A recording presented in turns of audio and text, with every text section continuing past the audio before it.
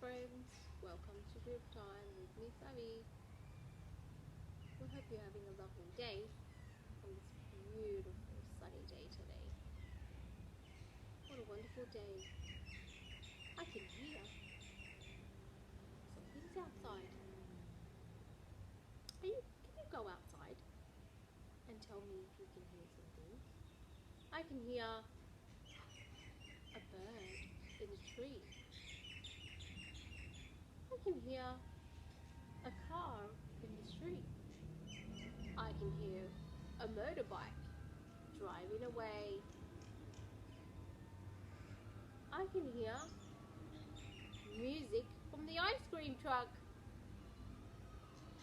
Why don't you go outside after this and listen to all the sounds that you can hear around you in your backyard? There's lots of sounds that you can hear and try and figure out what they are. How about we have some songs first? We might have a finger song. So, put your hands behind your back and we're gonna go, where is Thumbkin? Where is Thumbkin? Here I am, here I am. How are you today, sir? Very well, I thank you. Run away, run away. Where is Pointer? Where is Pointer? Here I am, here I am. How are you today, sir? Very well, I thank you. Run away, run away. Where is Tall Man? Where is Tall Man? Here I am, here I am. How are you today, sir? Very well, I thank you. Run away, run away. Where is Ringman? Where is Ringman? Here I am, here I am.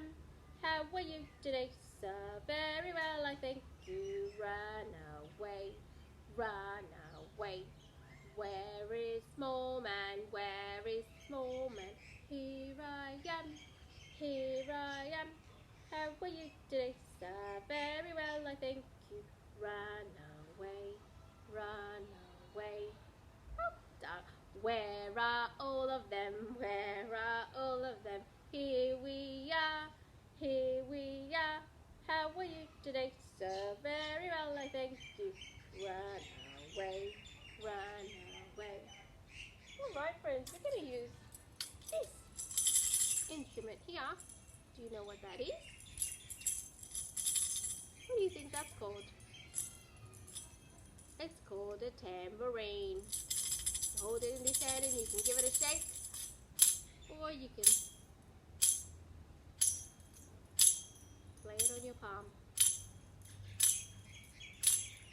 Like this. Shall we sing a song with this? Twinkle, twinkle, little star, how I wonder what you are. Up above the world so high, like a diamond in the sky. Twinkle, twinkle, little star, how I wonder what you are. Well done, guys.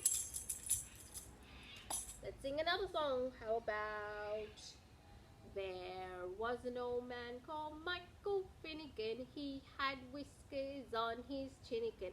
Along came the wind and blew his chinnigan. Poor old Michael Finnegan begin again. How about one of our favourite songs that we love to sing? The wheels on the bus go round and round, round and round, round and round. The wheels on the bus go round and round all day long. The wipers on the bus go swish, swish, swish, swish, swish, swish, swish, swish, swish. The wipers on the bus go swish, swish, swish all day long.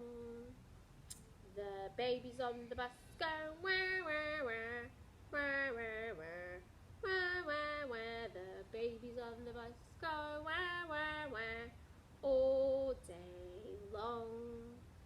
The people on the bus go up and down, up and down, up and down. The people on the bus go up and down all day long. Well done, guys. Let's have a story.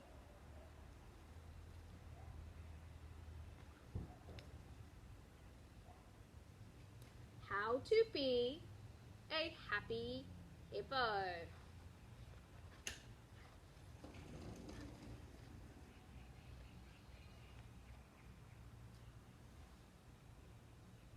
There was something wrong with Horace. He had everything a small hippo could possibly need. Mountains of food, lots of playthings, and plenty of mud. But Horace wasn't a happy hippo. There was something missing in his life.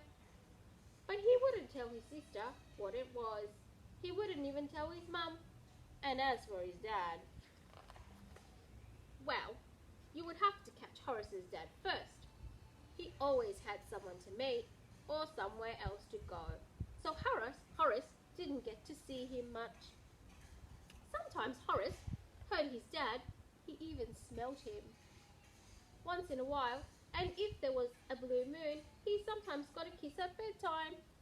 But all this wasn't enough for a growing hippo. Horace wanted to learn about crocodiles and how to walk along the bottom of the river without being noticed, and how to hold his breath.